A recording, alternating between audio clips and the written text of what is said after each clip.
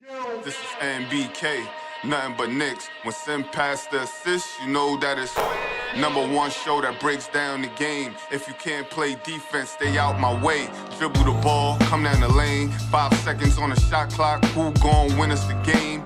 You wanna hear Nick updates and trade rumors? Post-game reviews, this the place you tune in. So tell a friend just to keep the ball moving. Like the page if you feeling the movement. Every game we coming to win. Give us a sub like a player that came off the bench. This is NBK, nothing but Knicks.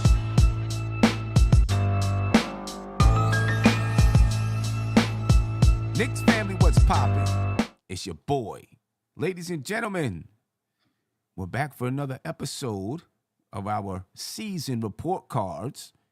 And I got Steph here in the building. Ladies and gentlemen, we're going to break this down. We're talking about the bench and a couple of situational players today or tonight. Steph, how you doing? I'm good, Sam. Forever grateful. How you feeling? Feeling pretty good. Man. Just paying attention to these playoffs and what's happening with the playoffs, man. Miami, they lost last night, but they keep getting better and better, seems like. Right. It doesn't really make me feel better about the Knicks, with what Miami is doing now, but I guess it just lets me know that the Knicks, they're in the running. They add a few more pieces and, they can be competitive, really, really competitive in the Eastern Conference, I think. You know what I mean? So I feel good about that at the very least. Yeah, I think the East is wide open. I'm not afraid of Milwaukee. I'm not afraid of Boston or Miami.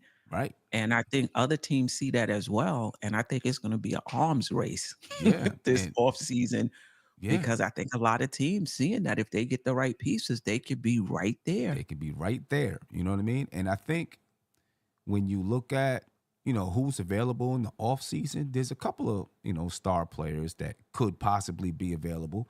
But there's going to be a lot of these role players, especially when you look at what Miami is doing with role players. There's going to be a lot of these role players that I think, they might get premium money during the offseason because people are going to look and say, man, we need to add some of these guys to our team. Look at what Miami is doing. If we add some of these guys, we add enough of them, we could maybe compete at a high level. You know what I mean? No doubt about it. Yeah. And the Knicks may be one of them because, if somebody comes available, I want the Knicks to go in and try to get that guy. You know what I mean? If it's the right guy, the right fit, and all that kind of stuff. If they don't come available, I'd like them to, just make a smart move. You know what I mean? And add somebody that can be helpful. I got a couple of guys in mind, but I'm gonna save it. I got a video I'm gonna do. I'm gonna save it. With a couple of guys in mind. But let's get into the bench and talk about some of our players, right? We'll begin with Immanuel Quickley. All right. Let me bring that up. Yeah, Immanuel Quickley, man. I think he had a good season. Immanuel Quickley did, right? Of course, playoffs were a little bit tougher for Immanuel Quickley than I think most of us thought they would be. We thought Immanuel Quickley was going to continue his rise, if you want to say, during the playoffs and, would be a really, really, really, really big part of the Knicks' success. He struggled a little bit, and, I'm not mad that he struggled because he's got to learn. He's got to figure some things out, but he definitely struggled. But during the season, Immanuel Quickley had a great season. He was in running for Sixth Man of the Year, right? He's one of the Sixth Man of the Year finalists.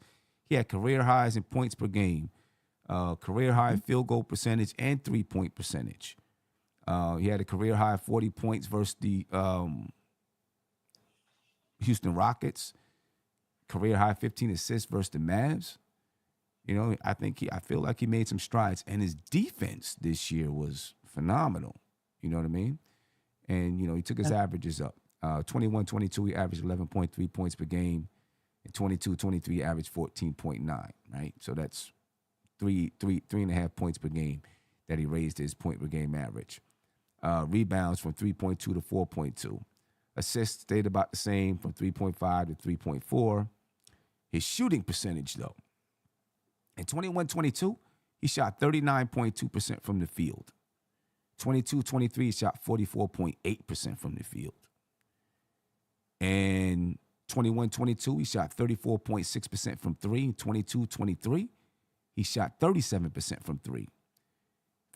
Free throw percentage, he was 88% last season, 81.9% this season, and his minutes went up from 23 to 29. Right.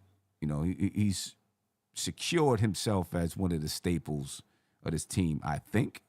You know, what's your thoughts on Immanuel Quickley in the season that he had? Yeah, I thought he had a really, really good regular season. I think a lot of the things that I was complaining about or had concerns about, I saw improvement, and that was his decision making and his shot selection. I thought his defense, starting in his second year, had started to get much better.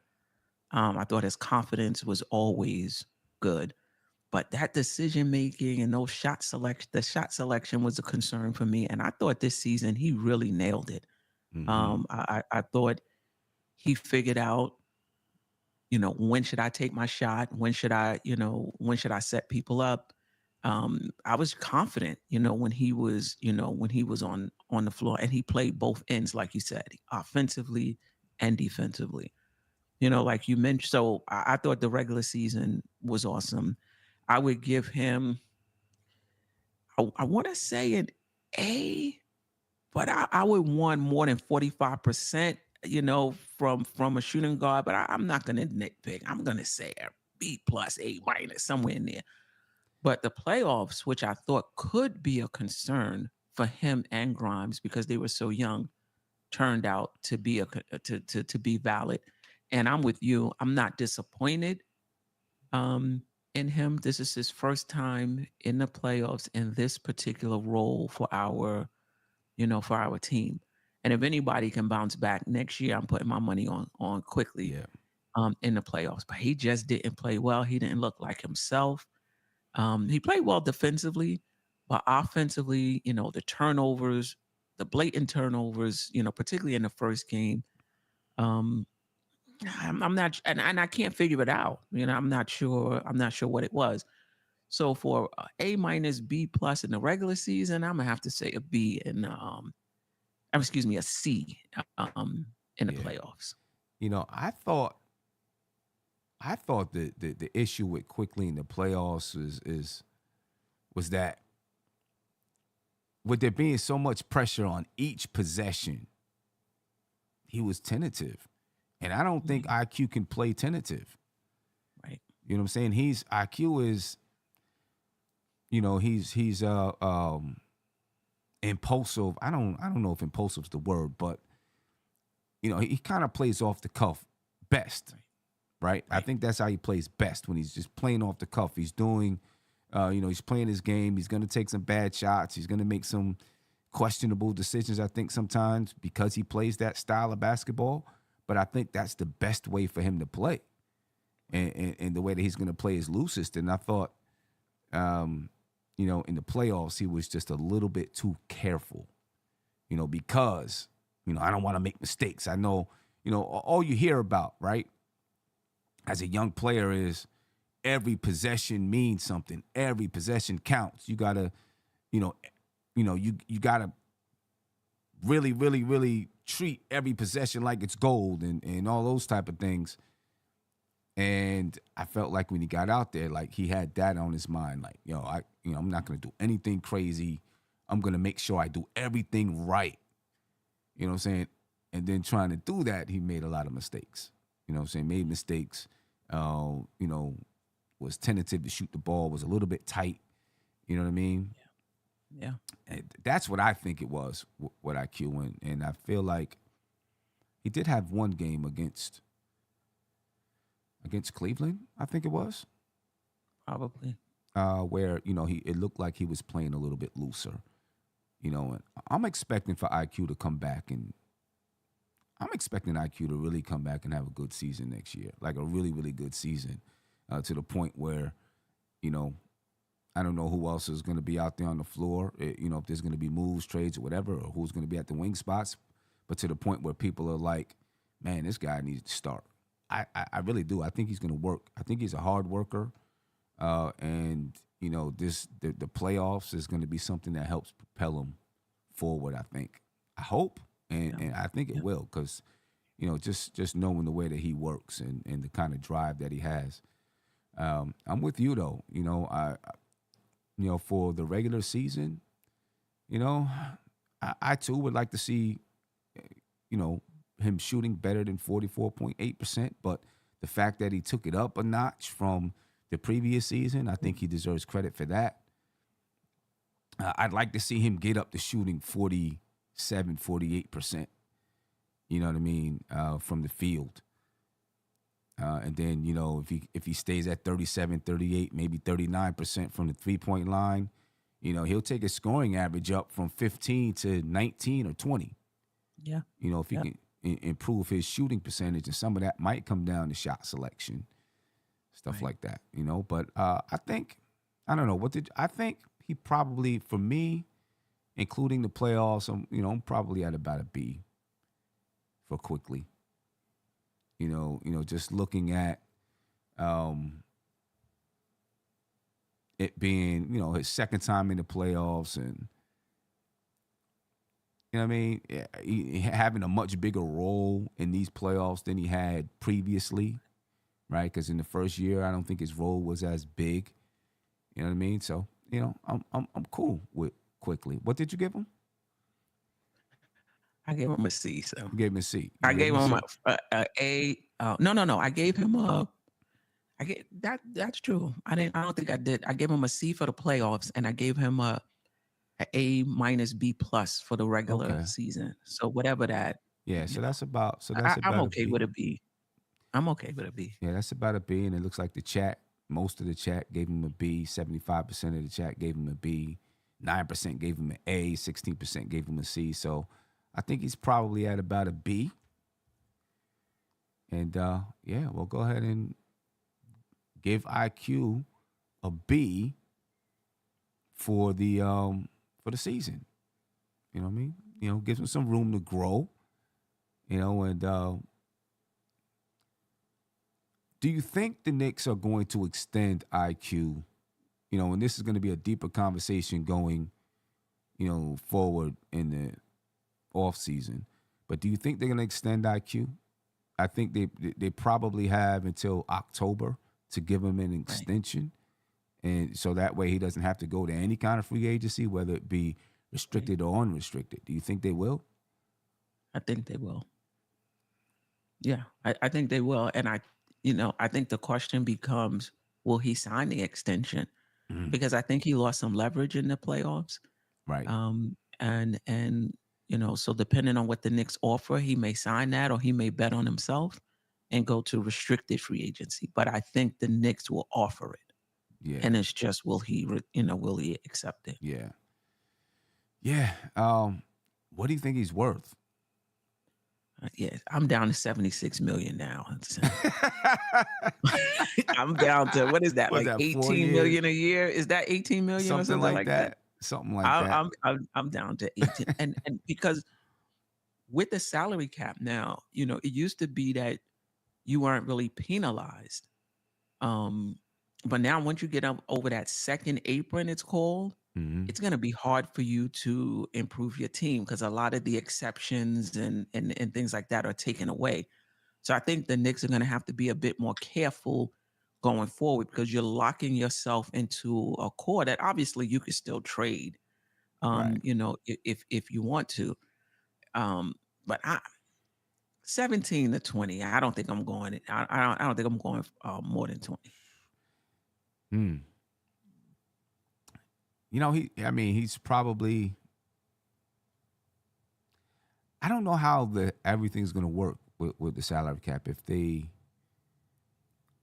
because, for the most part, they're not going to have money this summer. So right. I'm assuming if they offer him an extension, they can go over the cap to sign him. Oh, they can. They can, right? Yeah. Right. Yeah. They could go. Yeah. So, I guess it would make sense for them and maybe even for Quickley, unless he thinks he can get more on the market. He bets on himself and he can get more on the market. It might make sense for both parties to sign an extension. Knowing the Knicks can go over the cap. That way, Quickley gets his money, and it doesn't have to be a super long one. I think, him having, sort of a breakout season, semi-breakout season this year. If he signed an extension, maybe a 2-year extension, 2 years and an option for the third year or something like that, he can continue to rise. And then now, people, because I think a lot of people are going to look and say, we're not sure yet. It's been 3 years in the league. You average 15 points per game. I want to see you do it consistently. Right. You know what I'm saying? So, it may be that Quickley's got to prove himself a little bit more before he can really cash in. That's true. I don't know. That's a good point. Yeah. You know what I mean? So I would like to see him accept the extension, that way he can stay with the Knicks, continue to have a guy like Quickley, a guy who can probably be a starter in this league, coming off the bench. If the Knicks are going to do anything, they're going to need as many guys like Quickley as possible. You know what I mean? So I guess we'll see if they will extend him going into this year. We'll see. Hopefully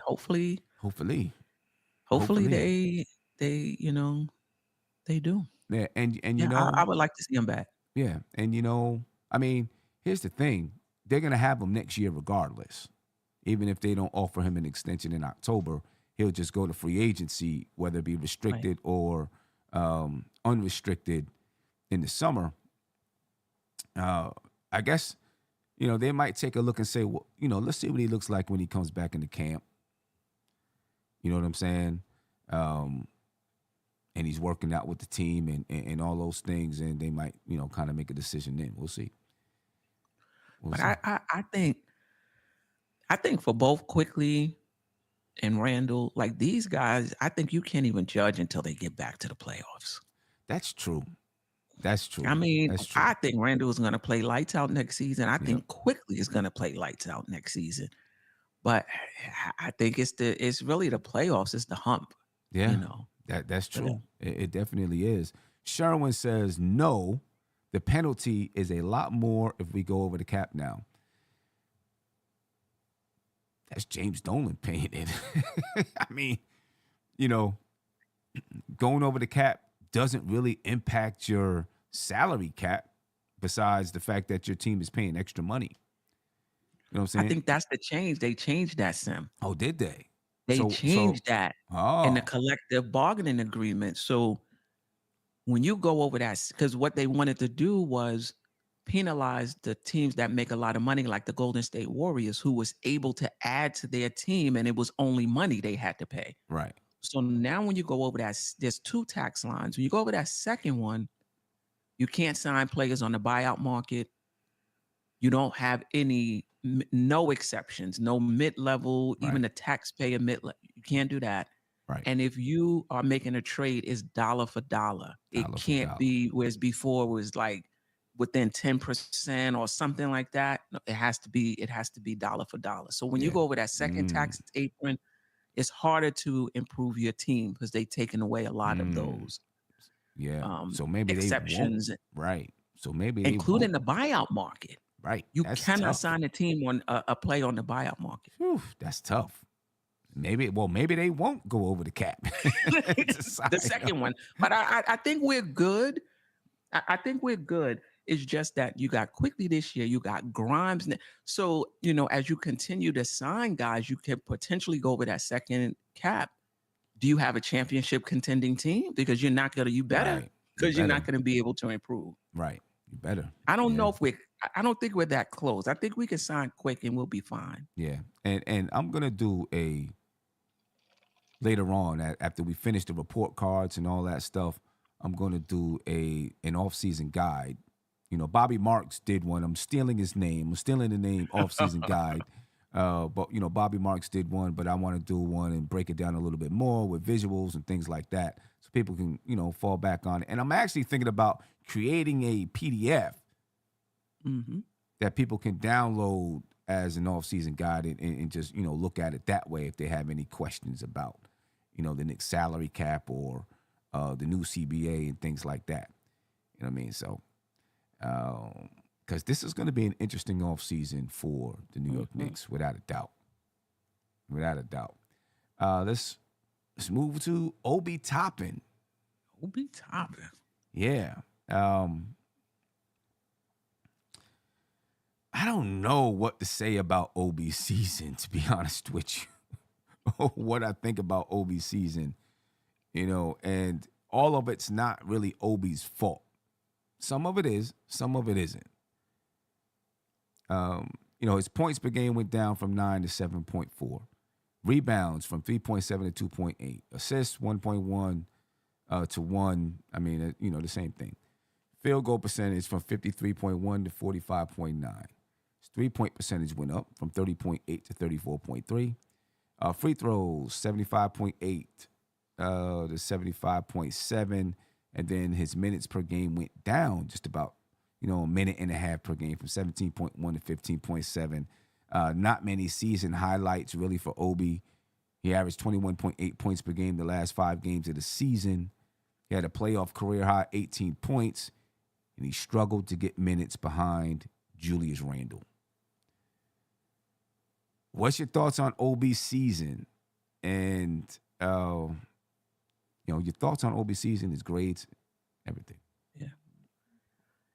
I'm actually okay with Obi. I think people are going to be surprised. I give him a B for the season. I think, his minutes was limited. And I thought that coming into the season, I just didn't see a path forward for him to play more minutes, being the fact that he was still stuck behind Randall and we brought in Hartenstein. So any hopes we had of seeing Randall and Obi together was dashed when we made that signing.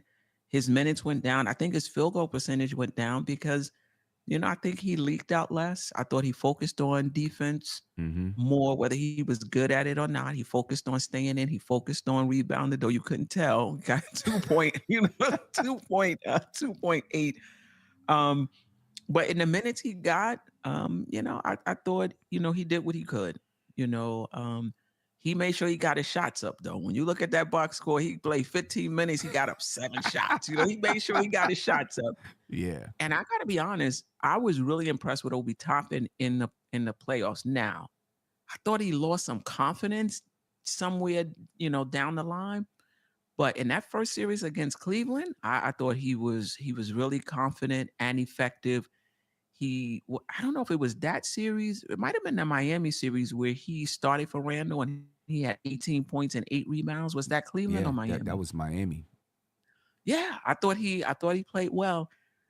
And I don't know, this could be just me reading into it. I think when Randall came back and he went back to his regular role, I thought his confidence waned. I thought, then when he got into the game, he was shooting air balls and I just couldn't understand it. You know where I thought his confidence waned, and to me, it's not even his fault. In the game that he started for Randall, he didn't play down the stretch in the fourth quarter, and I thought he played well enough to play down the stretch. Right. And it's not like Miami plays small. It's not like Obi's big, right? And I felt like he played good defense in that game. He was rebounding the basketball. He had 18 points and 8 rebounds, I think, in that game. Yep. And I couldn't understand why he didn't play down the stretch, and I felt like that showed that Tibbs didn't have any confidence in Obi in, clutch moments. And I felt like that right there maybe hurt his confidence. And then, of course, Randall comes back and he goes back to, his, the regular rotation and, 10, 12, 13 minutes a game or whatever it is. But, it felt like, and I think in Obi's mind, he's got to be thinking, what do I have to do to prove that I can play in serious minutes? You know what I'm saying? Not just give Randall a breather, but, right, be a big factor in what's going on out there. And I thought, to have 18 points and 8 rebounds in a playoff game, against a tough Miami team is, I think it's significant. You know what I mean? And I thought he deserved to play down the stretch and play down the stretch. And I think that maybe hurt his confidence a little bit. You know, You might be right, son. But this is an issue I've had with I don't know if I want to say it's an issue I had with Obi Toppin. I think if Obi Toppin is going to be successful in his league, and I know everybody is not like this, his confidence has to be internal. yeah, And I know everybody is not like that. I get it. But it's like his confidence goes up and down with how he thinks Tibbs thinks about him. It goes yeah, up and you know what I mean? I think when I listen to McBride, he's on the opposite spectrum unless he's lying.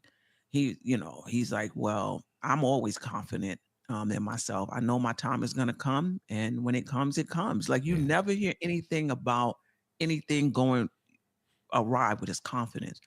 And Obi Toppin, I just think I hear you and I agree with you. I think he played well enough to play in that fourth quarter, but I think any coach is going to go back to a player like Randall over, especially somebody like Tibbs, who is a yeah. big trust guy. And Right, as well as Obi right. played, I just don't think he's crossed over. There's times when I thought he had. We talk about Tibbs' circle of trust. There's Mm-hmm. times when I've thought, okay, Obi has got into that circle of trust. Not so much Not so though. much. Yeah, I don't think he's in and out maybe. right. So I agree with you in terms of Tibbs' point, but I think if Obi's going to be successful in his league, that confidence part, he's what 3 years in.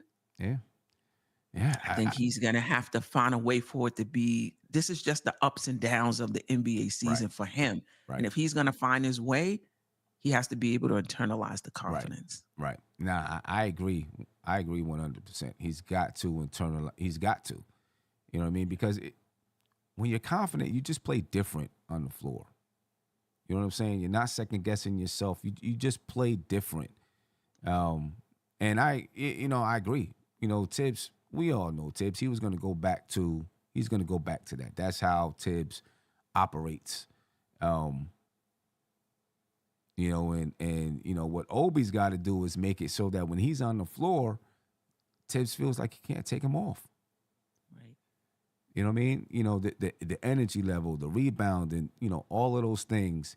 He's got to do it at a level where Tibbs feels like I need him out there on the floor. Hopefully, these lessons are helping. I know there's people saying, "Oh, Tibbs is ruining Obi" and things like that.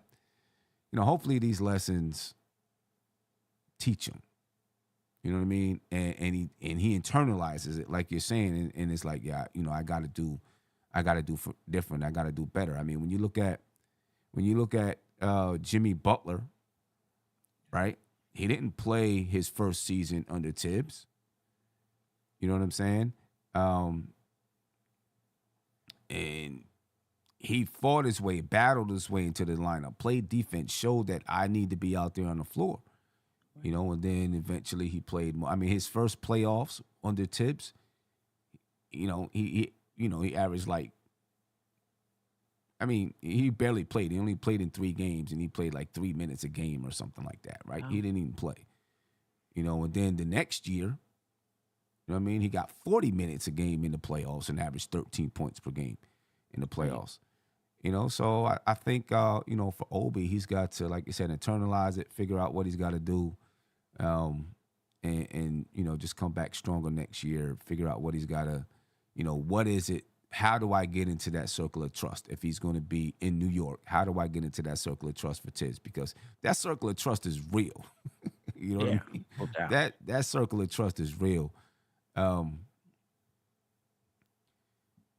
I know he's got to feel, and hopefully, because I've done before where I've had players that, lack some confidence, developing, learning how to play the game, and they could be in the middle of a really, really good game, and I would take them out because I wanted them. I didn't care if they were mad with me. I wanted them to leave out the game feeling like, man, I could have did better. I could have did more, not better. I could have did more. Why did coach take me out? But they Right. left out the game on a high point. You know what I'm saying? Where sometimes with some players, I feel like, all right, I can leave them out there, but if they start doing bad and I take them out, now they feel worse because I took them out because they started making mistakes. Right. So I take them out the game while they're playing well, and it keeps their confidence high. I don't know if there's anything that he's doing with Obi, to try to help him build confidence, but Obi's he's gotta, you're right. He's gotta keep that confidence high, figure out how to keep that confidence high, Yeah. For my grade for Obi, I think that it's a tough one for me because he doesn't get the minutes. You know what I'm saying? But I thought he tried better on defense this year. He doesn't rebound great, but there were a couple times throughout the season where when he was playing and people were like, yo, he's not rebounding, then he come the next game and grab 8 or 9 rebounds. Yeah. You know what I'm saying? They kind of respond like maybe in the locker room they were saying, hey, you're not rebounding, you got to rebound the ball. You know what I mean? And we see that he can do it. He's just got to put it in his mindset. He really can. Yeah, he can. I think Yeah. I think I'm at probably a B for Obi for the season. Yeah. Me You know too. what I mean? Probably a B. And like I can't even count his like playoff performance against them or anything like that because he wasn't really getting the minutes.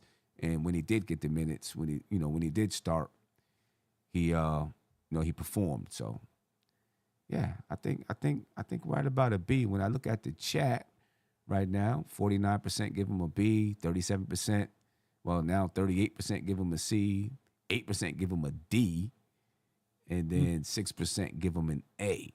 So I think we probably settled in on a B for Obi. A B. Yeah. Now let me ask you though, do you see Obi being with the Knicks long term? No. Yeah. And for his career, no. For his career, I think he needs to go somewhere else. Because he flashed he flashed a few things this season, putting the ball on the floor. He flashed that a few times, attacking the closeouts. Dribble was a bit too high, but that's okay. he, Right.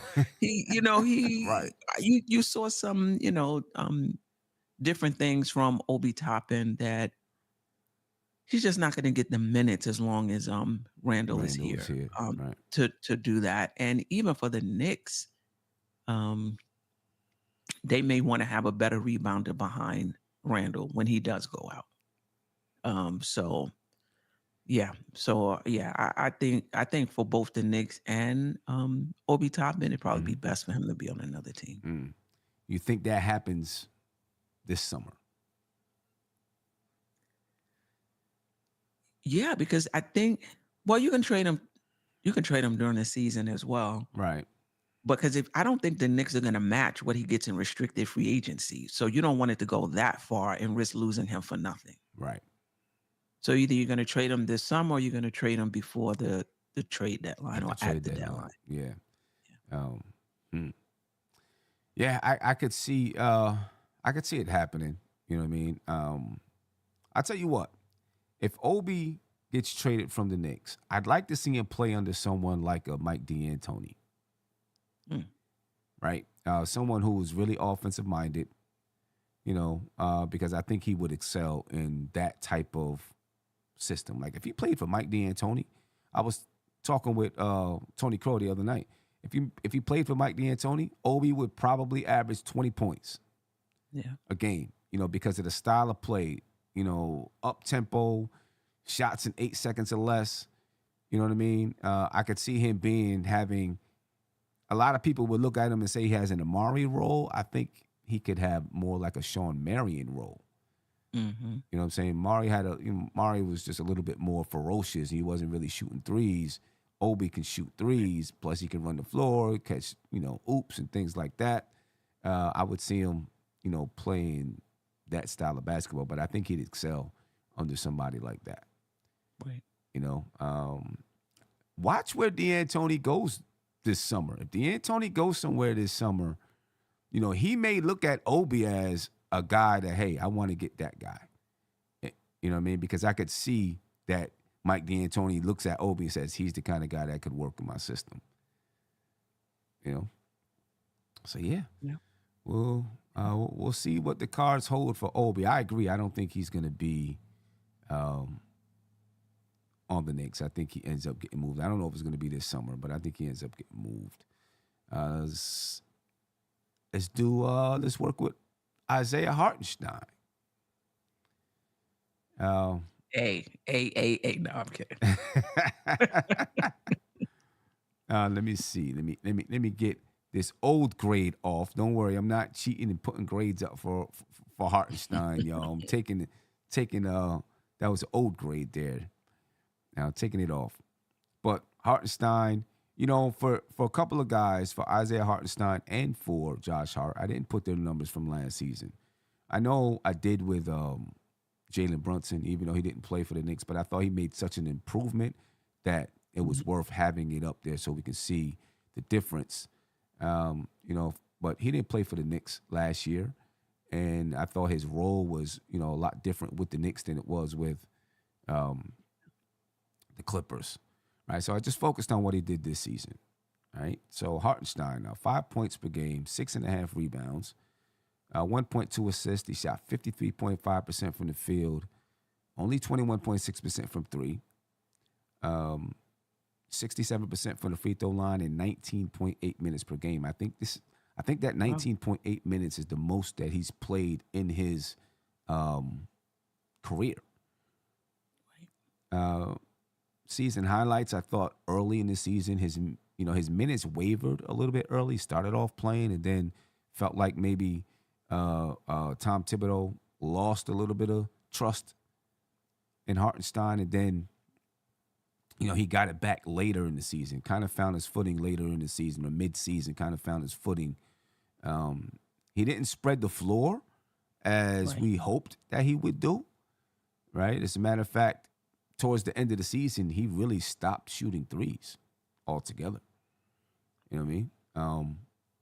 But I did like, the little floater that he would, he knocked down that little floater.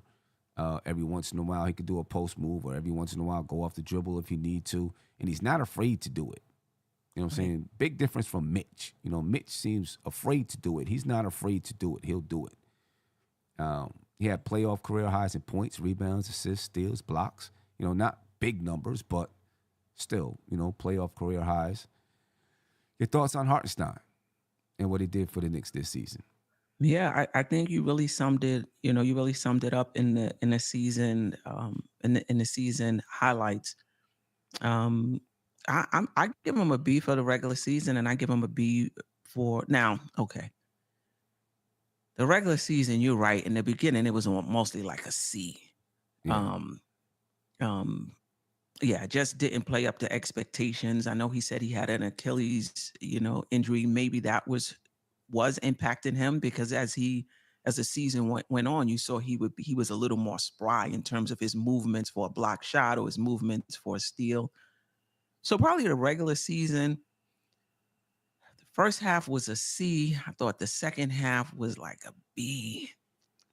And in the playoffs, I thought he was solid. The playoffs, I thought he was a B. And then there was some games where I thought Tibbs was too reliant on Mitch and would go, especially in that Miami series, go back to Mitch. And probably because he thought he was a better matchup with Bam. But I just thought Hartenstein was better, gave us better minutes when he was, when he was in there. Ooh, so a C, B, and B would probably be a B minus, maybe. Yeah. Probably be like a B minus. And I'm hoping this kid is 25 years old. I didn't even know he was that young. Didn't know he was that young. And I'm hoping that he'll, and I also think Tibbs didn't use him well enough in the first half of the season, because when he got the ball and he started hitting guys backdoor, and he had the little handoff with IQ where he would screen off his guy, you could tell on offense the offense ran so much better when he was out there, because he knew what to do. Yeah. He knew what to do with it. And it was one other thing I wanted to say. Oh, next season, I hope the 3-point shot is in play. I hope that's what they told him in the exit interview. Practice Right. the threes because we're going to need you to shoot them next year. Right. So overall, I would say a B minus. Yeah. I thought really in the playoffs, especially against Miami, he was more suited to play against Miami than Mitch was because he's not afraid to throw his body around, and his body is built just more stout than Mitch. You know what I mean? And, he's just not afraid to throw his body around. Yeah. And he doesn't seem to be afraid of anyone either. As a matter of fact, when Cody Zeller pushed Randall to the floor, Hartenstein was the one who jumped in Cody Zeller's face. Right. So I like the fact that, he's a guy that does, just, kind of a glue guy type of guy. He'll throw his body around, he'll grab rebounds, he'll do the dirty work. He's consistent with that floater. He can knock that floater down. And he can pass. Knicks Hive Alive said, Sim, that's the common denominator with all these players. Tibbs uses them all wrong. With Hartenstein, I definitely agree. I think he didn't utilize the passing as much as he really could have and should have. At the beginning of the season, it felt like he was. Right. And then somewhere along the line, it just kind of went away. But if you utilize his passing, especially, when games are tight, and you're having trouble, your guards aren't able to get to the cup and things like that. You have a guy that he can use similar to the way that he used Joakim Noah. Now the one thing I will say is there were a couple of times, even early in the season, when I noticed that when he would get the ball at the mid, like at the elbow, teams would back off of him because he wouldn't shoot that elbow shot. Right. And so now it makes it hard for people to cut to the basket, and I was like, hey, he's got to start shooting that shot. And I think he can probably make it, Yeah. So yeah, he's got to start to shoot that shot if they're going to use him in that role. I think they're going to, they got to start to shoot. He's got to start to shoot that shot. Now, the one thing is, Tibbs seems like the kind of guy to me.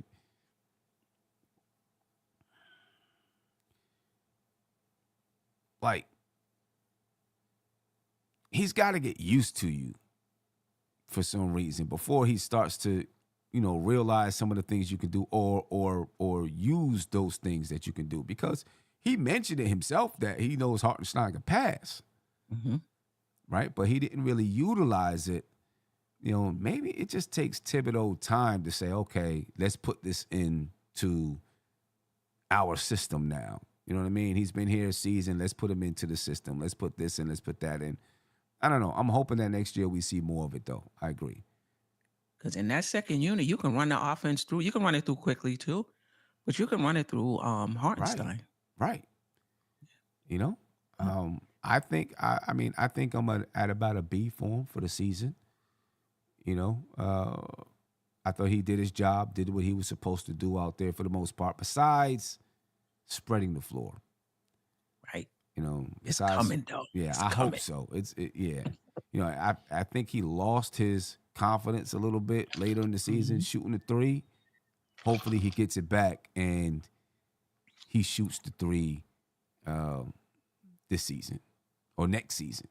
You know what I mean? Yeah. He's young. He's young. What is 25, 26 years old? Yeah, really young. No, he started the season 24. He turned 25. Wow. Recently. Wow. I didn't know that. Oh, Yeah, I thought he played was a little most older. of the season at 24. Sheesh. Yeah. Okay. Yeah, so that's a good thing. And he makes like $10 million a year. So I think next year is his last season. Yeah, I hope they extend him this summer. Yeah. Can they? Can they do that? I'm not sure. I don't know. Yeah. I don't know. And he seems like a guy that people like having around. At least him and Mitch have a good relationship. But everybody seems to, he's one of those guys that people like having around. Since we're on centers, let's talk about Jericho Sims, right? Mostly situational this year. Oh, hold up. Did I even put up? I didn't put his grade up. Let me put iHeart's grade up so that we don't forget. iHeart, ladies and gentlemen, gets a B. iHeart gets a grade of a B. And I didn't even put the poll in the chat, but I see most people put, B minus, B. I seen a couple of C's. I'm going to make sure I put it up for Jericho Sims, though. But iHeart gets a B, so I don't want to skip over grading Isaiah Hartenstein. Now, Jericho Sims. Not many minutes for Jericho Sims. He did have a few. He started 16 games, though, for the Knicks this season, right? When Mitchell Robinson was out. And Tom Thibodeau decided to start Jericho Sims instead of Isaiah Hartenstein, right? So that he can kind of keep that rotation together, so that he can kind of keep Mitchell Robinson's, what he does in the starting lineup, keep it the same. So he elevated Jericho Sims, and, there were times he played well. There were times he didn't. When he was in the starting lineup, but just a second year in the league, started 16 games. He did have career highs in points, rebounds, and assists this season. He played a career high in games. I think he played like 52 games for the Knicks, and then he participated in the slam dunk contest. I don't know if that's he participated. He didn't do as well as people hope that he was going to do. 3.4 points per game, 4.7 rebounds, just a half a block per game, but he doesn't play a lot, right? 77.6% from the field, doesn't shoot threes. He was 75% from the free throw line, and he only played 15.6 minutes per game.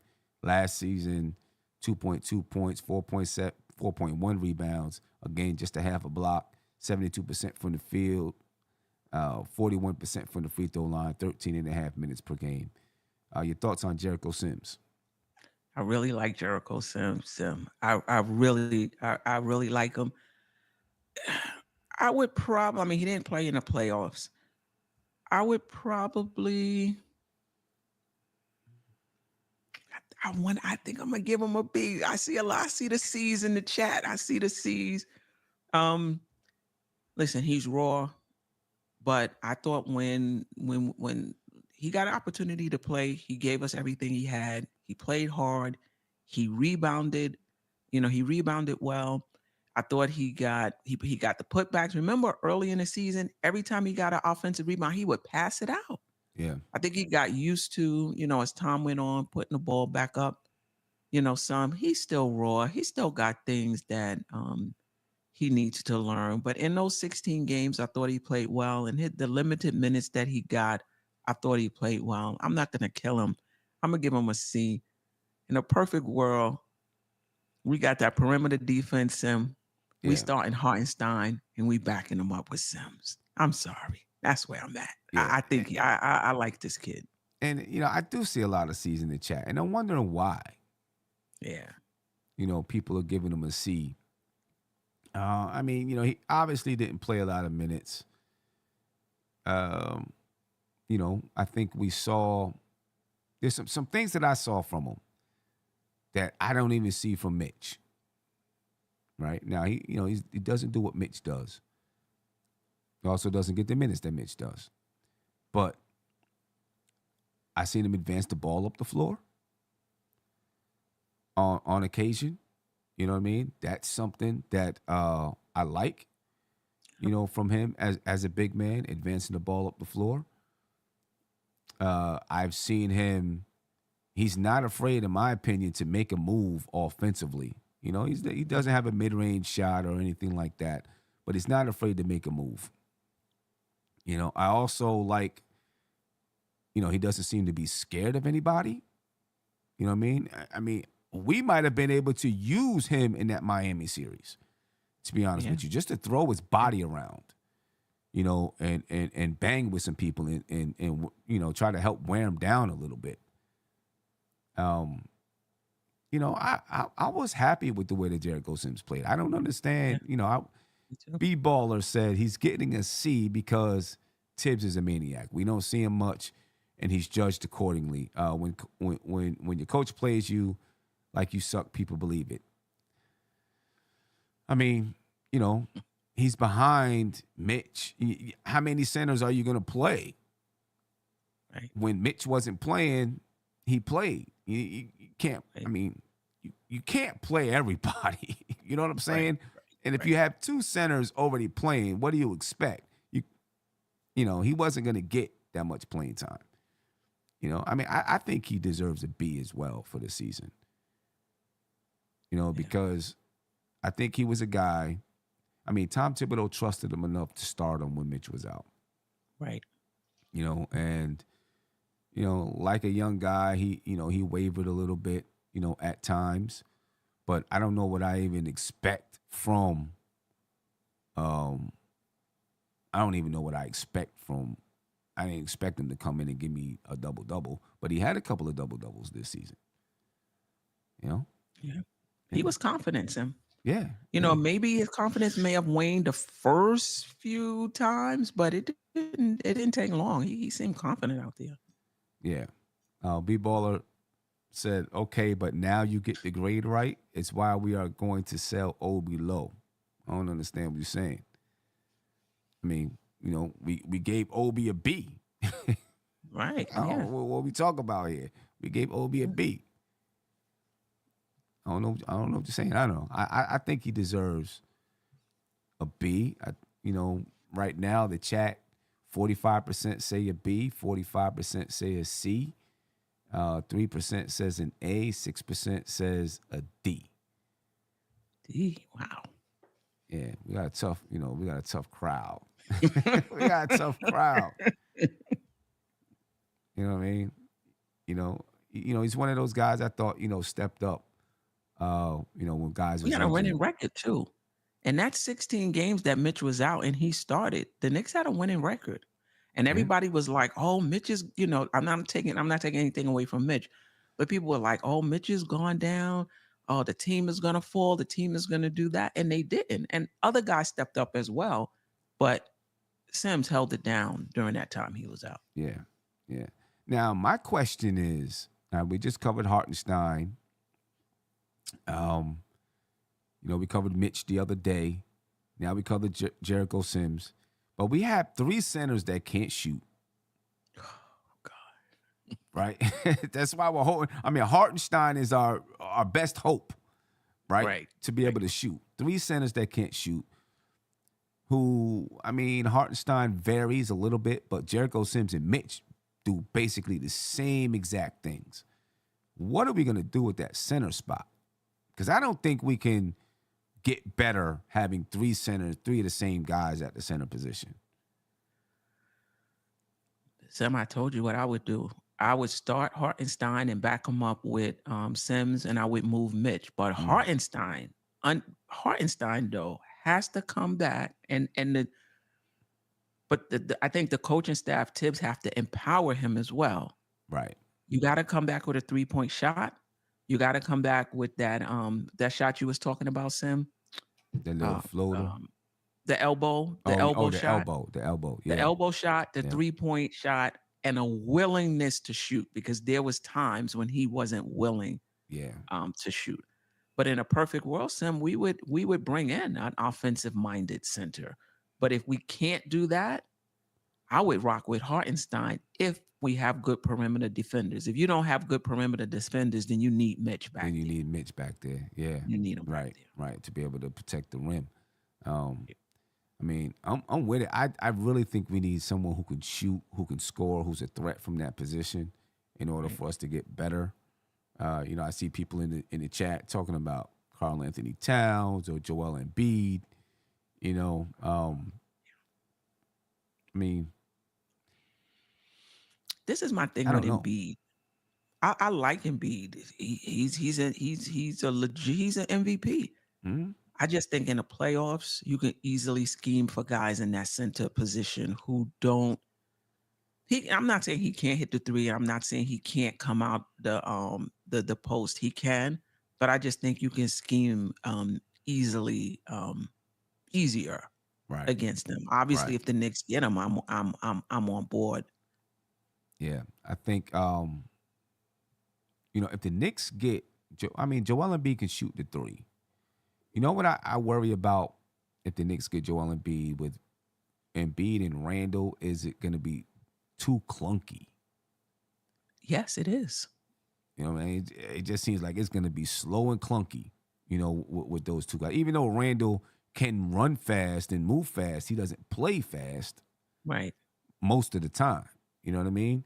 And Embiid doesn't play fast, right? And Yeah. Jalen Brunson's not fast. And RJ Barrett's not really fast when you compare it to the league. So, would we be like really, really slow?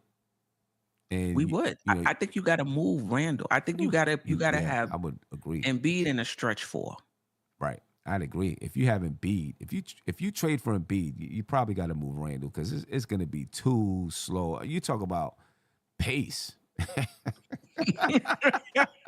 Man, shoot.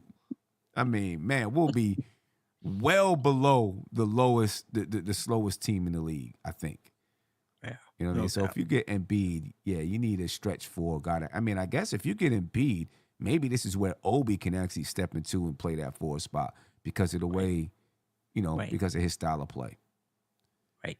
You know what I mean? And then that would make sense, I think, if you were to get Joel Embiid. And then I guess Randall would go in that Embiid trade. Right. If that were to happen. I doubt Jeffrey said a negative pace. Right. I doubt that's gonna happen. Embiid ends up with the Knicks. But you never know. You never know.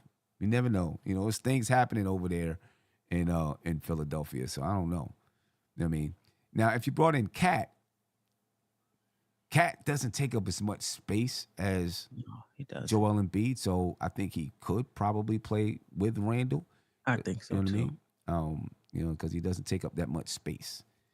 But what would our defense look like? I still think we probably would need a good perimeter defense with those two guys back there as well. Yeah, right. Exactly. So, I don't, we'll see what happens with that center spot. I like Mitch, and I like everything that he does. I love that he can block shots and rebound the ball, grab those offensive rebounds, but I think we got to get something offensively. You know what I mean? Got to get something offensively. Yeah. All right. But Jericho Sims, ladies and gentlemen, gets a B. I don't think his contract is up this summer. I'm not sure. I have to look. I think I think this is the second year. It depends. He got a 2-year contract, but was there a team option on the second year? That's what I don't know. I know Duece's contract is up this summer. Right. Right. We'll talk about Duece next. So Jericho Sims, no, he's under contract next season, 23-24. He's under contract for $1.9 million. And then after next season, there's a team option for Jericho Sims. And this is the decisions the front office have to make because the way the cap is going to be, you can't be having these. If you're not a championship team, you can't be using up all your space on a team that's not a championship. It's not a championship type team because you can't improve it. Right. So that if you're moving him, even if you move off of Hartenstein, whoever, and he's in the rotation at 1.9 million, you're saving money. Right. Exactly. To build up other parts of your roster. Yeah, you're saving money. Yeah. All right, let's go to Duece. Miles McBride, and let me take his grade up out of there. Duece, defensive demon. We know that about Duece. He's a defensive demon. This year, he averaged 3.5 points per game, just under a rebound per game, 1.1 assists.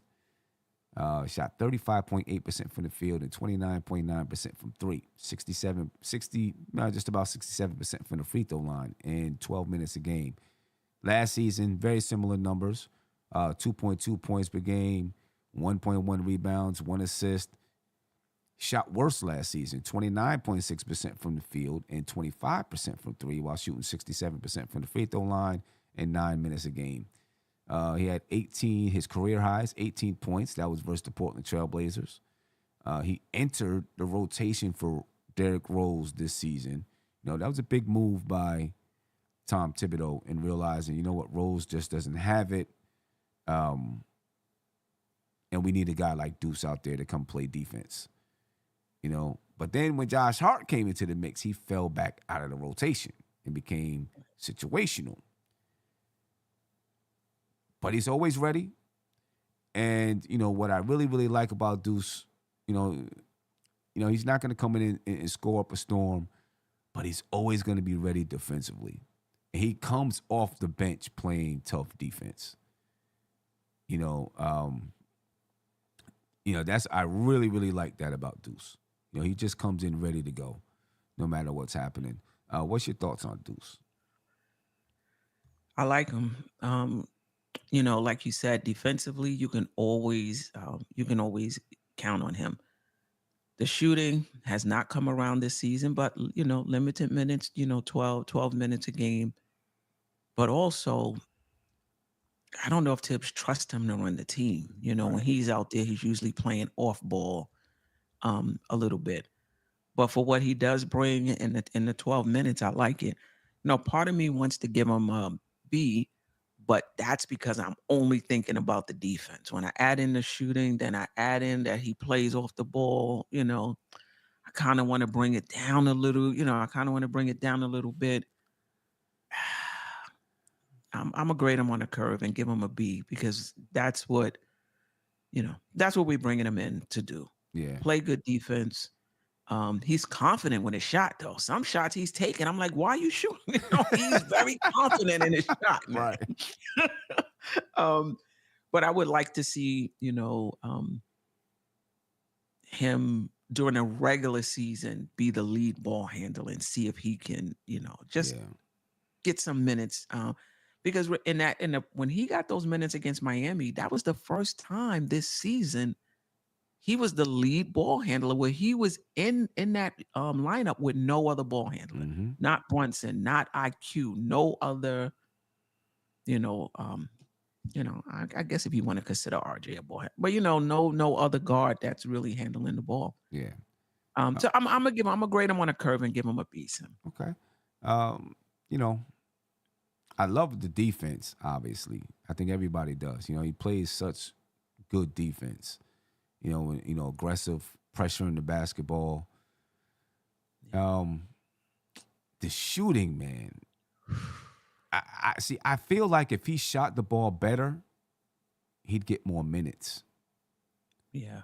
If he shot, 29.9% from three, 35.8% from the field.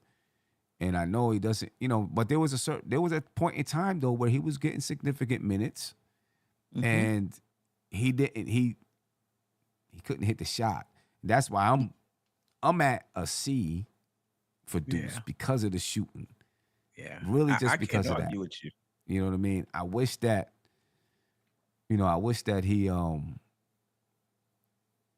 he's confident though. And he came into the league as a good mid-range shooter and three-point shooter, and he's shown in the G League that he can score. I think, with that game against Portland, I think what everyone noticed about him in that game is that he was just aggressive trying to score the ball, looking to score, when he was available to. And I think he needs to do that more. Just look to score the ball.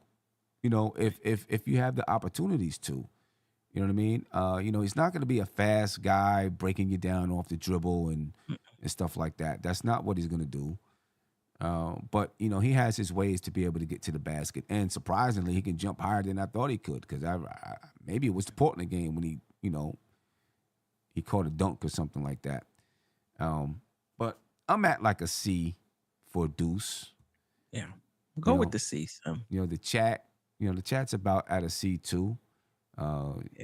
He's 8% say A, 39% say B, 50% say C, 3% say D. I don't know. Quentin Gilliam said, what did he say? I could have used y'all in high school. Y'all wild lenient.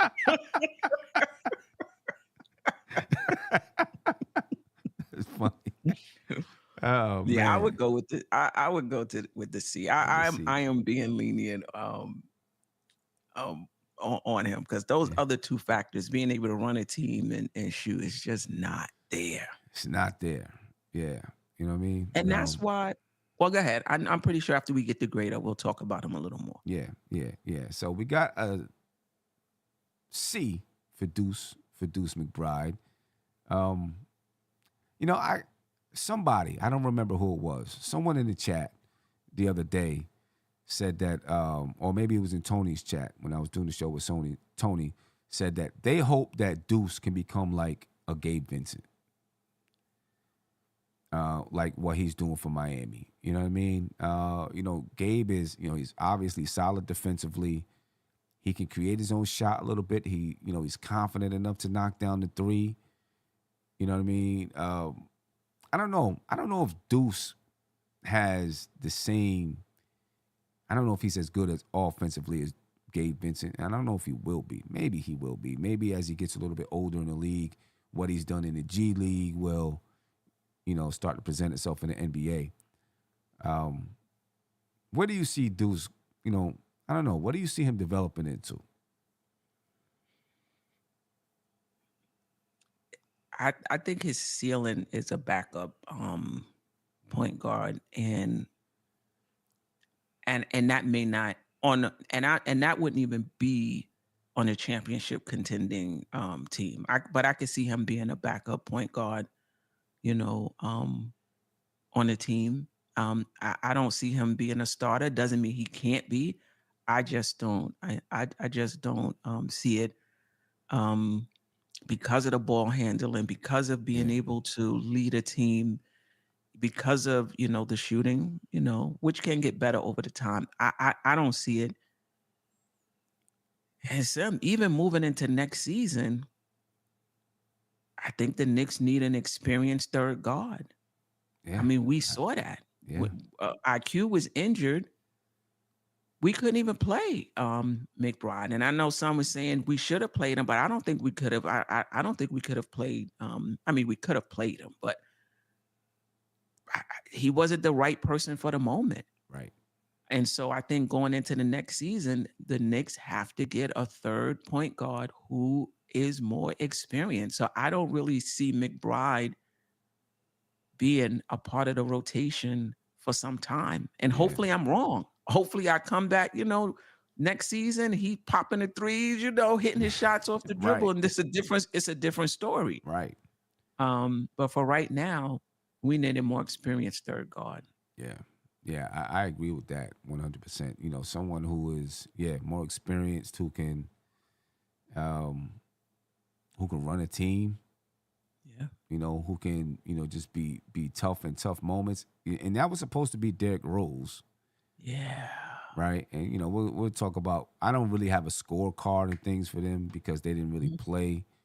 But that was supposed to be Derrick Rose. And, you know, this season, you know, Tom Thibodeau just didn't feel comfortable with him doing it this year. Yeah. You know, so I agree. The Knicks need a guard. I don't know, you know, another backup point guard. I don't know who that is or who's out there. I'm pretty sure you can probably find someone on the veterans minimum that can come in and do what it is that you're asking them to do.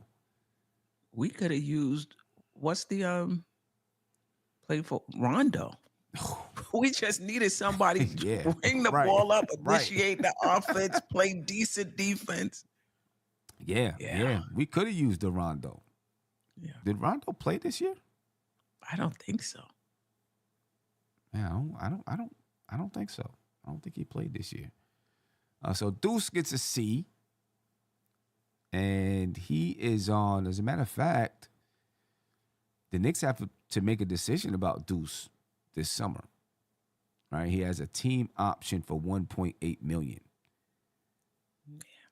So there's even a question whether or not he's going to be, depending on what happens over during the offseason. It's a question whether or not he's even going to be on the team, to be honest with you.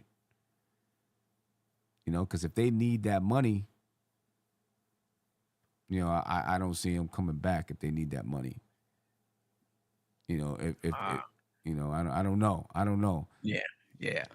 Andre Walker said, "My guy, T.J. McConnell." I'm a T.J. McConnell T.J. fan. McConnell. He Okay. can't hit that 3 though.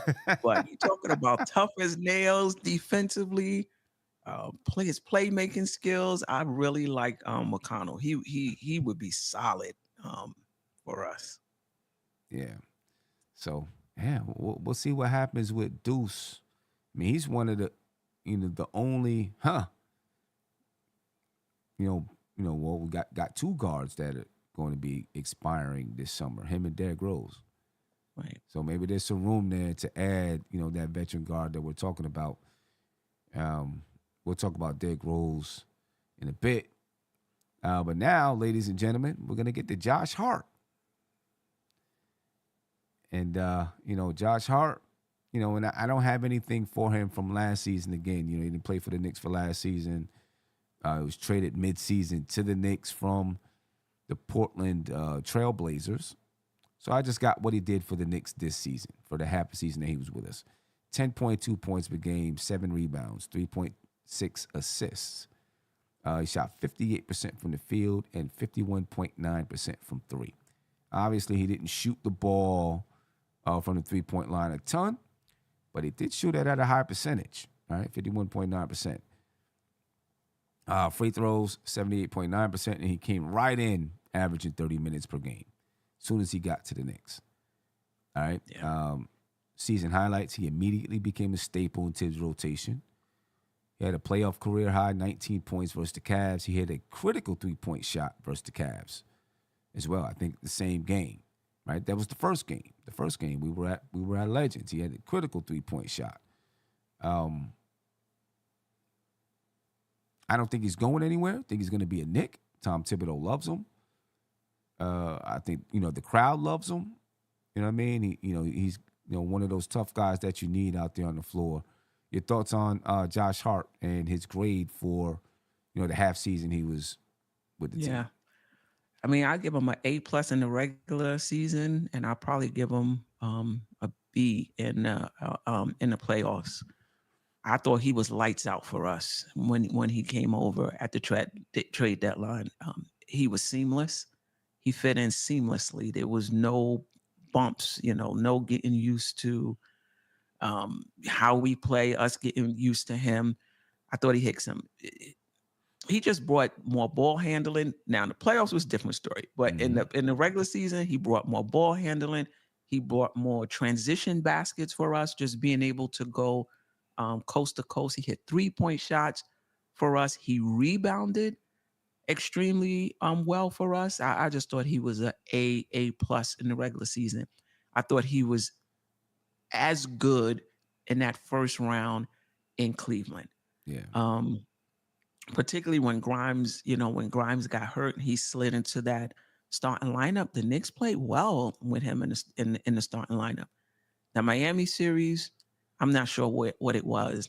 I'm not sure if it was the officials taking him out of his game. I'm not sure if he was distracted because his wife was due any day now. Right. I'm not sure what it was, but he did not play well in that Miami series. Probably a C in that series, a A during the regular season, an A in the Cleveland series. So I would probably give him a B+. And I hope he comes back. I know the fans I tell you, if you're a player for the Knicks, you can't get a break. Like, you play well, you all the rage. You fall on hard times. You fall on hard times just for a few games. Oh, he's been exposed. Listen, he's a role player. He reminds me of a Draymond Green in the sense that a star in his role, like one of them role players that can really elevate your team.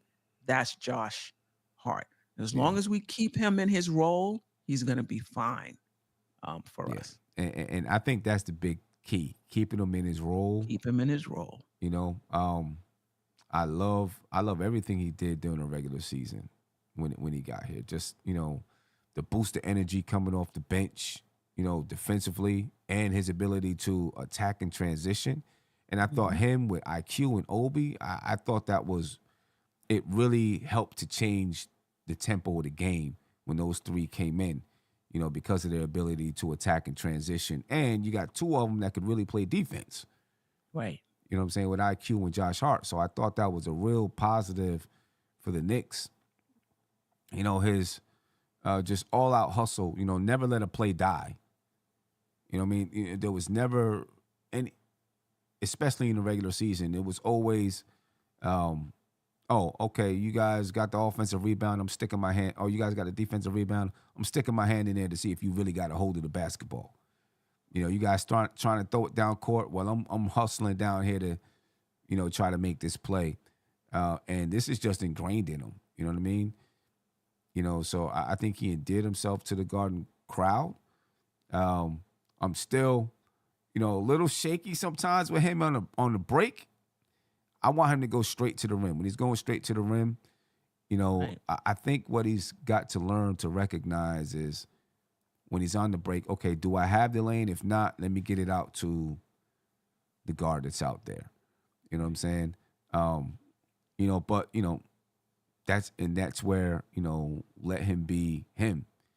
You know what I mean? He's there to be a defender, a rebounder, shoot that three. I'd like to see him shoot it a little bit more when he's open and Yes. not hesitate. Because there were times I thought in the playoffs, especially against Miami, where he hesitated on that three. And not that it's Josh Hart's fault, but in game 6, I think it's part of the reason why Jalen Brunson didn't kick it out to Josh Hart. Because it was there for him. Jalen Brunson could have kicked it to Josh Hart at the top of the key for him to shoot the three.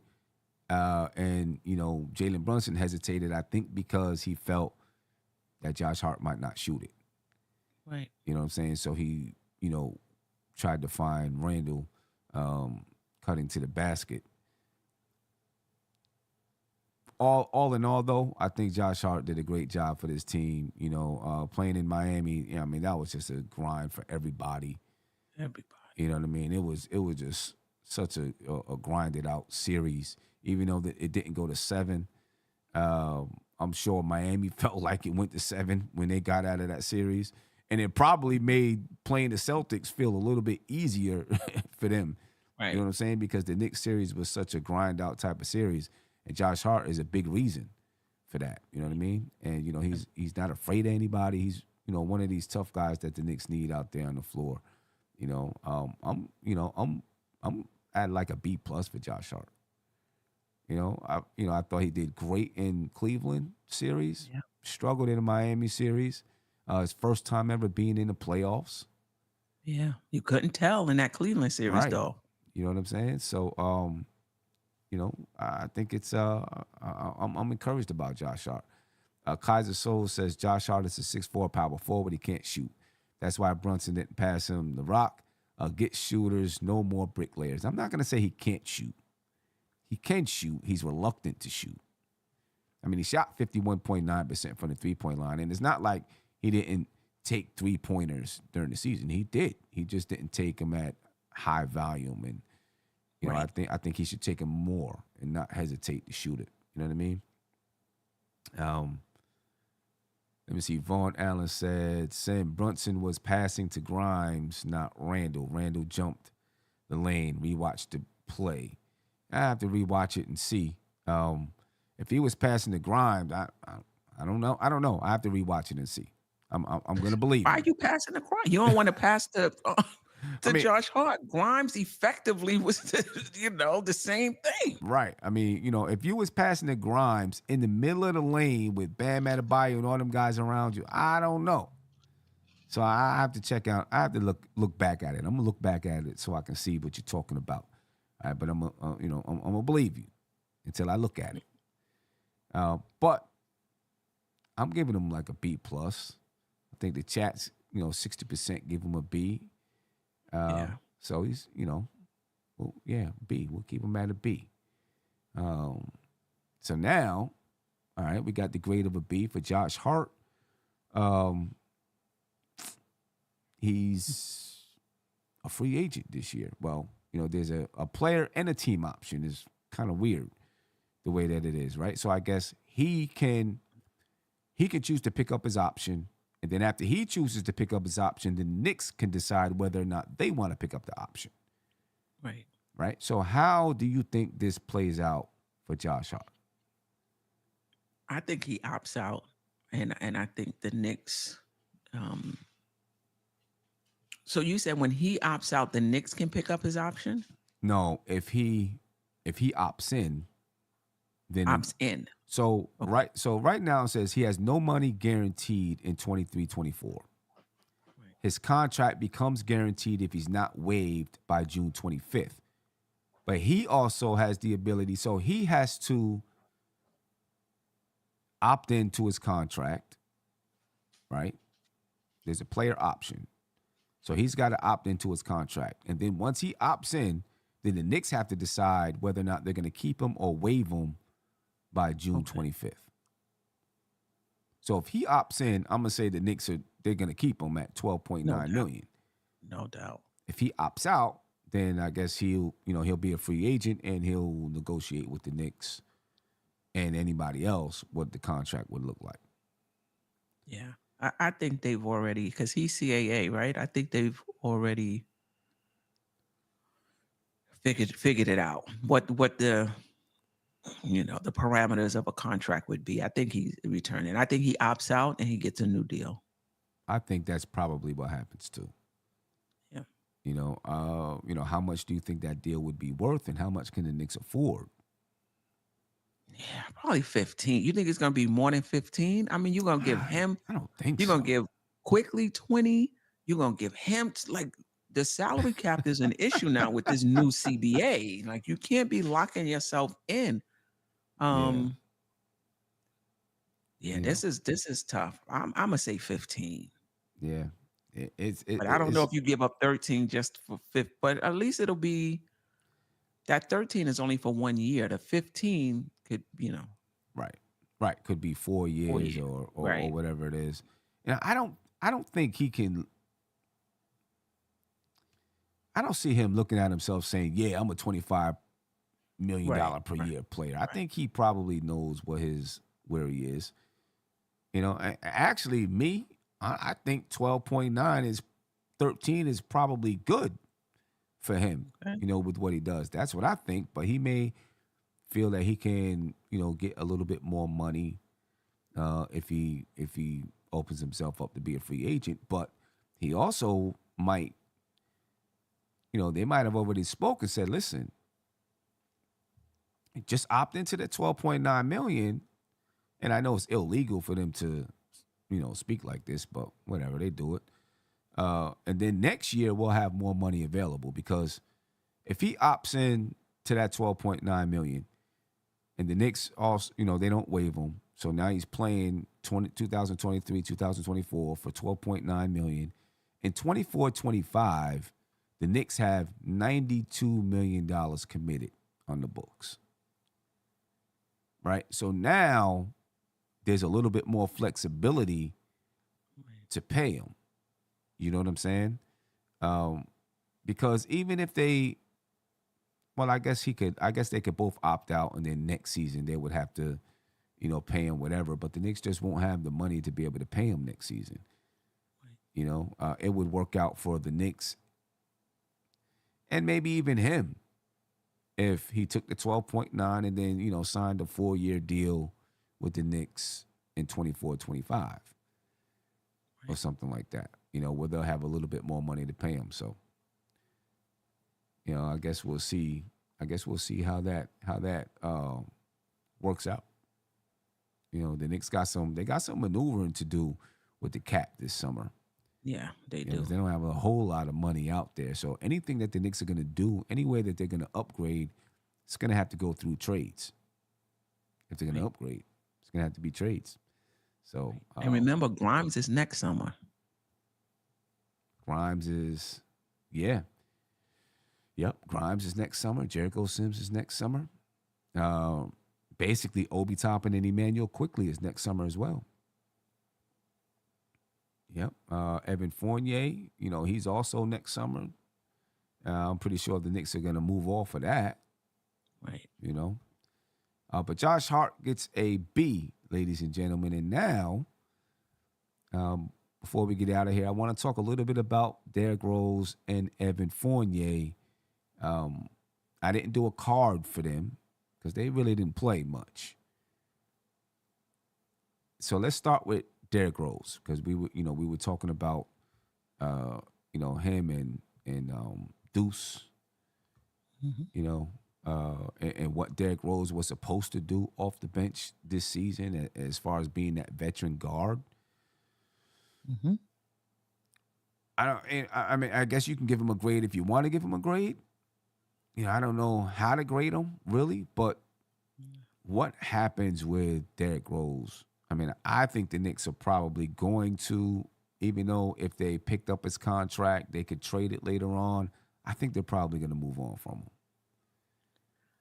Yeah, I think so. I think so too, because I think if they pick it up, I think the Knicks become a taxpayer.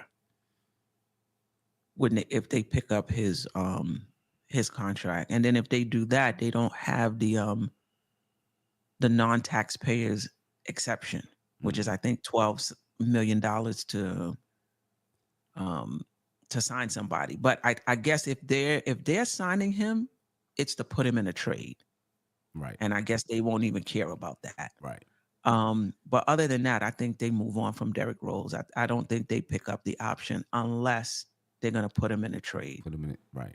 Because right now, the Knicks, and this includes Derrick Rose, it includes Josh Hart, it includes Miles McBride. For next season, the Knicks, let's just assume that they picked up Derrick Rose and they picked up Josh Hart at $12.9 million. They would but their salary would be $152 million. Okay. If they did not pick up Derrick Rose, it goes down significantly, $137 million or something like that, somewhere around there. Mm-hmm. Right? And of course, if they didn't pick up Josh Hart, then it'd go down another $13 million, $124 million or something like that. I don't know. I agree. The only way that they would pick up Derrick Rose is if they're trading him. And really, the only place that I see Derrick Rose going is back to Chicago. Right? So I guess this leads me to maybe the possibility that the Knicks put Derrick Rose, I don't know about Evan Fournier, but maybe Evan Fournier out there, or maybe it's Obi Toppin, and some of these other guys, and try to bring back DeMar DeRozan. Even though I don't know if DeMar DeRozan, gives you the 3-point shooting, but DeMar DeRozan makes $28 million next season. Derrick Rose, if you signed Derrick Rose, well, you won't even have to sign him, to be honest with you. You could trade him at the deadline. I mean, not the deadline, I'm sorry, the draft. Because even though it's his last year, since there's a team option, that means the contract actually extends. So they can still trade him at during the draft. And then the Chicago Bulls can choose not to pick up his contract, and they get $15 million off of their salary cap. That's true. Right. So if they put him in a trade, so now he's going back to Chicago. They throw some other people in there to make the money match. You bring back DeMar DeRozan. Maybe Evan Fournier goes over there or something like that. Right. He goes back to Chicago. Maybe does a year or two in Chicago. The Knicks bring back DeMar DeRozan. I could see something like that happening. You know what I mean? Yeah. I like DeMar too. You may have to throw in a draft pick or something like that to Chicago. But now, if that happened, you wouldn't have the 3-point shooting, but his mid-range game is so tough it may make up for it because now you're talking about Brunson, DeMar DeRozan, R.J. Barrett, Julius Randle, and then if you can find a shooting center, you might be on to something. Maybe that's a clunky lineup, Sim, right there, though. That is a clunky lineup right there. It definitely that'd be another lineup that's at a snail's pace, probably. Yes. And then another lineup that you might do well in the regular season, but in the playoffs, if you don't have anybody that's going to stretch the floor for you, all of those guys like to get it in the paint. I know. The only thing I can think of is if you have a shooting center, right? Now, you can spread it out that way. They at least have to respect Randall and RJ around the 3-point line, right? And then you have DeMar who's a killer in the mid-range. And Jalen Brunson who's a killer in the mid-range. But it's still going to be tough. It's still going to be tough. Because Miami wasn't respecting RJ. No, they wasn't. And Randall. I mean, it's still going to be tough. Miami was basically playing the percentages. Like, okay, if y'all going to hit threes, you're going to hit threes. But, we're not going to let you get nothing in the paint. Same way the Knicks were doing with them. That's the only thing about making a move for DeMar DeRozan that scares me. It's the 3-point shooting. But that might be the best the Knicks could do this summer when you talk about adding star power. I mean, you're gonna have to move off. I think you can bring in DeMar, but I don't think DeMar, RJ, and Randall works. I just don't. Right. I think you're gonna need. You might be right. A stretch power forward, a more dependable shooting guard, because small forward because he's a shooting guard, right, DeMar? I think he goes back and forth between. He can play. Yeah, he plays. Well, whoever's playing opposite him. Whatever position he plays, need to be able to shoot to stretch the defense. Yeah, I agree. It would be tough, and they would probably, and they might be a top 3 team in the regular season. But what would happen in the playoffs when you played against a team like Miami? You know what I mean? Or someone else that's gonna really say, hey, they're not shooting threes like that. Let's clamp it in. It would be tough. Another guy that's out there, that's in Chicago, well, he's a free agent, is Vucevic. Right? Can we get both of them? He's a shooting center. I don't know. But he's going to be a free agent, I think. He's a shooting center. He can post up. He can rebound. I don't know about him protecting the rim, though. You know what I'm saying? But you put him out there. Let's say you didn't get DeMar, but you put him out there next to Randall, and then you got RJ. And if you can find a shooting 3, you get more space out there on the floor. But then your defense may take a step back. Yeah, no doubt. It will. But, he's definitely available this summer. And who knows what's going to happen in Chicago. It's hard for me to see that Chicago's going to come back with that team. Right. Without Lonzo. When is Lonzo Ball supposed to come back? Yeah. Didn't they say that he's questionable for next season? Yeah. I think they did. Yeah. Yeah. Right. So, I don't know. It's hard for me to see that team coming back. So something in there is going to break up. I think they're going to break up. If I was them, if I was Chicago, I'd be looking to move somebody to Portland to get that number 3 pick and start over. Yeah. I don't know how long they have a contract with Lonzo Ball. Maybe that's 4 years. But, I'd be like, you know what? And I guess the guy to move would be Zach LaVine. Yeah. They moved Zach over to Portland. Right? Portland is all in on building around Dame. So I could see Zach and Dame being out there. You move him over to Portland, they get that number 3 pick. And then that would mean DeMar DeRozan is on the move. And I think that's where the Knicks would probably say, is that something we want to do? Right? And then they break it down, and guys like Derrick Rose and maybe even Evan Fournier, even though Evan Fournier, they'd have to pay him this year, could be on the move over there, and they might look for a draft pick or something like that. So, yeah, I'm watching Chicago. I think they could break down this season. Yeah. And then Evan Fournier. I don't know how to grade him. He didn't play. He was supposed to be the Knicks knockdown shooter, but he didn't play good enough defense. Where do we go with Evan Fournier? I think he's an expiring contract. I think I like to think he's valuable as an expiring contract, and they'll be able to put him in a trade package this summer for a 3-point shooter, which he is, but I mean, right. but maybe one that could play a little better, better defense. I still think he can help a team for sure. The experience that he has, it's just amazing how one year you break the record for 3-point shooting, and then the next year you're just out of the rotation for good.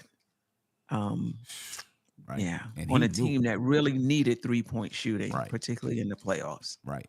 And he knew he was out of the rotation. Yeah. When I forgot who, but he played in the game and maybe he scored 18 points, and they asked him, do you think this gets you back in the rotation? He's like, no. No. It's not happening. Yeah. Yeah. And so I think he knows that. He was so definite in his answer. I think he knows that the Knicks are probably looking to move him, and they've probably explained that to him. Yeah, and he said that after the season. Yeah. Yep. Yeah, he said, that's right. Yeah, that he does not expect to be back.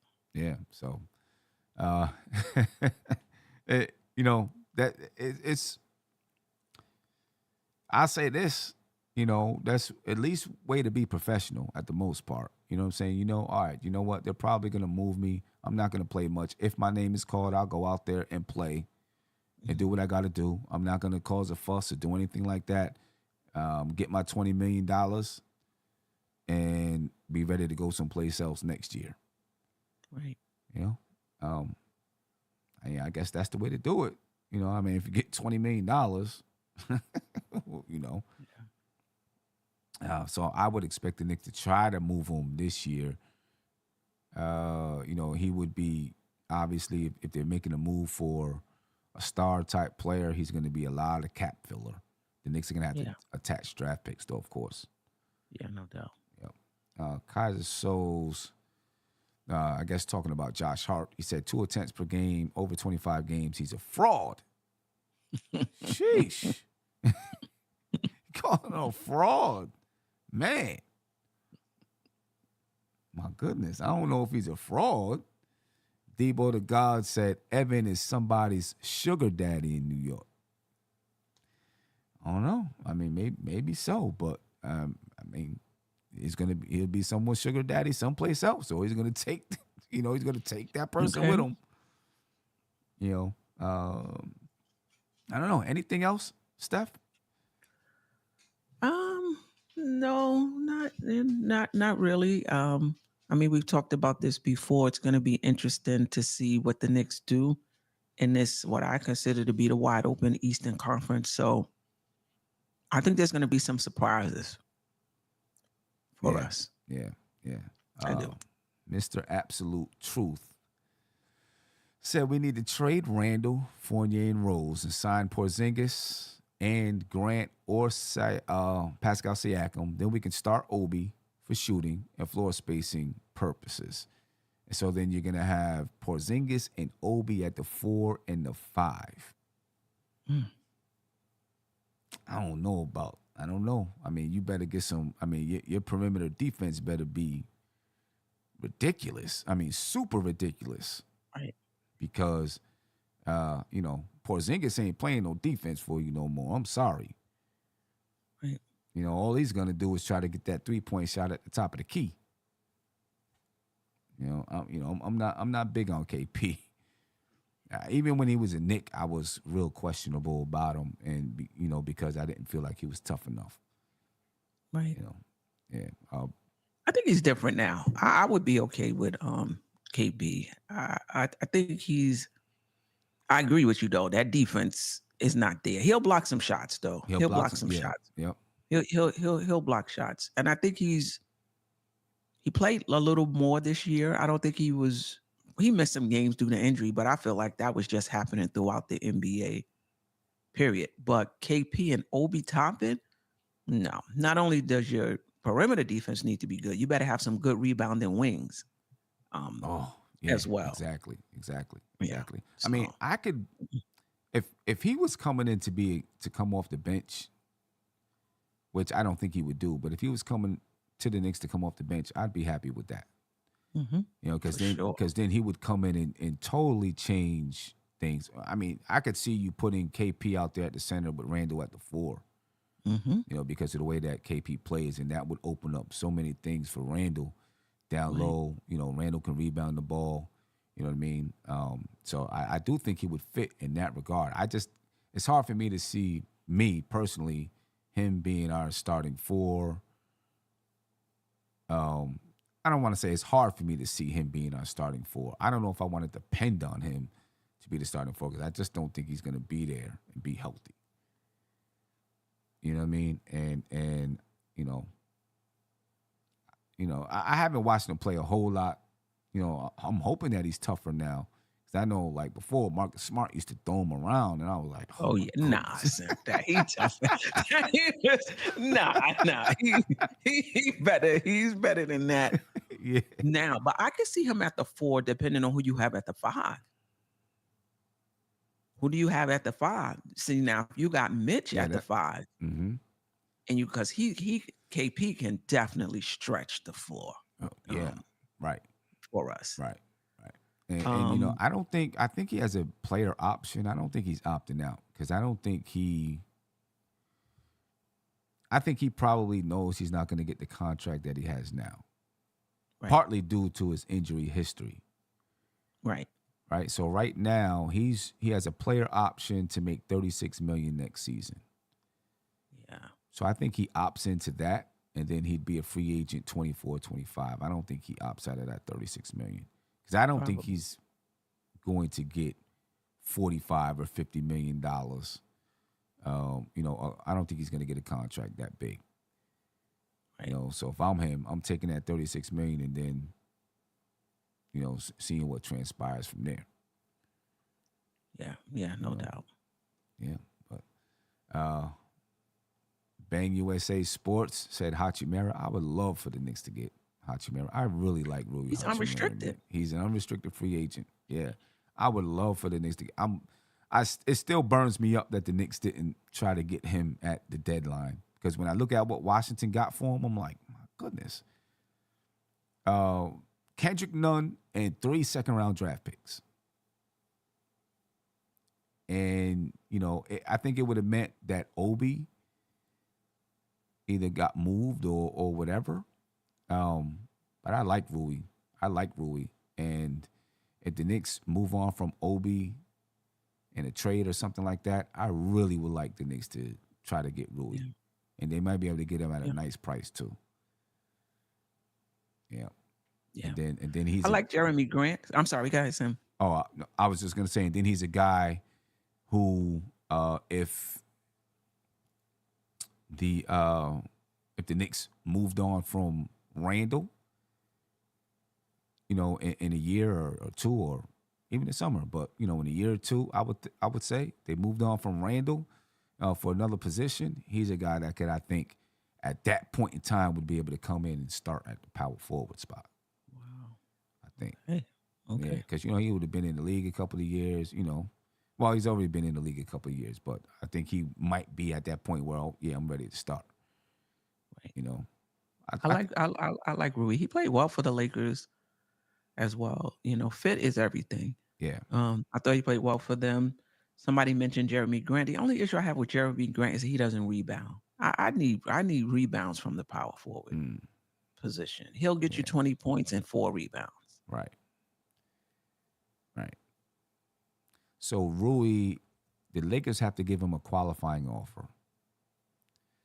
So if they do not give him a qualifying offer, then he'll be an unrestricted free agent. If they give him the qualifying offer and he accepts it, then he'll play under that qualifying offer for a year and he'll be an unrestricted free agent next year. If he declines the qualifying offer, then he'll go out to the market and the Lakers would have a chance to match. So I think they're probably going to bring him back. Oh, is that? Yeah, yep, that's for next year. So anything else? Are you show tomorrow night? Oh yes. Yep. Dope Soul Sports Talk 9:30ish. Tomorrow we're gonna also do season grades. There we're gonna do our Twitter roundup. So we'll talk about Melo and whether or not his number should be retired by the Knicks. Spoiler alert, no for me, but we'll hear what everybody else has to say. That's Yeah. gonna be a good one. Yeah. And a few other things which escapes me, right now. But yeah, we'll talk about KP. That was the other thing, and then we'll also talk about whether the Knicks should sign trade for LeBron. But the big thing is we'll do season grades again as well over there. Yeah. LeBron, let me say this, LeBron, man, he's not retiring. I don't think so. He's not retiring. LeBron he just signed an extension. 2 years, $97 million, $46.9 million next season, and then 50 point whatever million dollars the season after that. I don't see him retiring. I think he was. I actually think it was more letting the Lakers know. I'm at the end of my career. I'm at the tail end of my career. We got 4 players under contract. I need you to reconstruct this team and get me a team that can win a championship because just before he said, I got a lot to think about. He was talking about the conference finals. He was like, I don't enjoy just making the conference finals. I want to win the championship. You know what I mean? That's it. So, so I think that was a message to his front office. Like, get me a team out here that can win a championship. I don't know if that team was bad that they was able to put that team together at the trade deadline. Right. I don't think that they might just need, as people say, a little more seasoning. You know. But all of those guys they're gone. Yeah. D'Angelo Russell's a free agent, unrestricted. Malik Beasley, there's a team option for him. Rui Hachimura. Jared Vanderbilt is coming back. Dennis Schroeder, free agent. Troy Brown. David, some of those guys don't matter. Right. Austin Reeves is a free agent. The Knicks should look into an unrestricted free agent. He made $1.5 million this season. We don't have the money, though. Unrestricted free agent. Figure something out. So they literally have LeBron James, Anthony Davis, Mo Bamba, and Jared Vanderbilt and Max Christie under contract right now. Oh, Shaquille Harrison. So they only got like rotation players. They have 1, 2, 3, 4 rotation players under contract. Wow. So they got some work to do to try to to rebuild that roster. Wow. Yeah. So we'll see, but that's gonna be a good conversation. Yeah, it's gonna be a good conversation. Anyway, ladies and gentlemen, we appreciate your time. A couple of people just shout out to you all. Jeffrey Clafter said thank you for another great show. Nick said nice, said great show. We appreciate it. Make sure you check out the Queen's Court. Dope Soul Sports Talk tomorrow. What time are you going on again? 9:30? Between 9 and 9:30, probably like 9:15. Okay, so I'm gonna do my last part probably 10:30. So maybe sometime after, like going after yours. Yeah, I'll do a lap. All right. Yep. And I just want to say something about Queen's Court too. Oh yeah. Mm-hmm. that Queens Court in the off season will be going monthly. So we're gonna do a June draft pre-free agency show. Then in July we'll do a free agency show. I'll be on vacation in August. Then September we'll start doing the preseason stuff, and then I'll be back weekly in October through the end of the season. Yeah. All right. No doubt about it. So make sure you check out Dope Soul tomorrow night, and then afterwards we'll be doing the I'll be finishing off the season's grades. We'll do, let me see, tomorrow night we'll be doing the front office and the coaches, and maybe doing some like MVP, MIP, stuff like that for the season. I gotta be in here because I know ain't nobody gonna be in Tibbs' corner, man. I gotta be in. People ready to get that nobody man out gonna of be here. in my guy's corner, man. Yeah, so about 10:30 tomorrow, ladies and gentlemen. We'll be on that after Dope Soul. That's gonna be a hot one. Yeah. So, well, we appreciate your time, and yeah, we're out of here, folks. Peace. This is MBK, nothing but Knicks. Number one show that breaks down the game. If you can't play defense, stay out my way. Dribble the ball, come down the lane. 5 seconds on the shot clock. Who gon' win us the game? You wanna hear Nick updates and trade rumors? Post-game reviews, this the place you tune in. So tell a friend just to keep the ball moving. Like the page if you feeling the movement. Every game we coming to win. Give us a sub like a player that came off the bench. This is